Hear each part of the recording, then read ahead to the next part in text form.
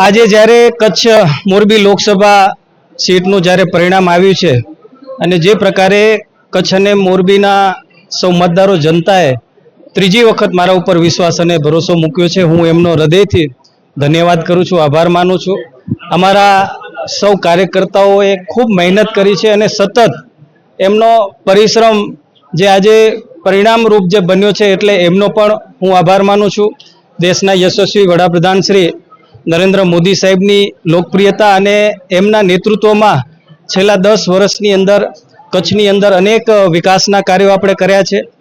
રાજ્ય સરકારના માધ્યમથી પણ અનેક વિકાસના કાર્યો કચ્છની અંદર થયા છે। અમારા પ્રદેશ અધ્યક્ષ શ્રી CR પાટીલ સાહેબનું પણ સતત માર્ગદર્શન અમારા કાર્યકર્તાઓને મળ્યું છે।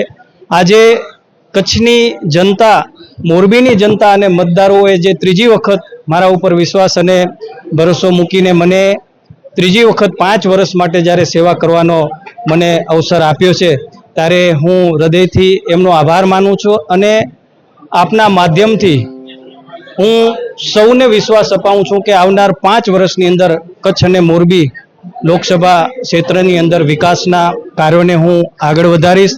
તમારા બધાનો ખૂબ મને સહયોગ 10 વર્ષ મળ્યો છે અને આવનાર 5 વર્ષ પણ તમારો પણ મને સહયોગ મળતો રહે અને આપણે સૌ સાથે મળી કરીને કચ્છ અને મોરબીના વિકાસમાં આપણે બધા સહભાગી બનીએ અને આપ સૌનો હું હૃદયથી ખૂબ ખૂબ ધન્યવાદ અને આભાર માનું છું।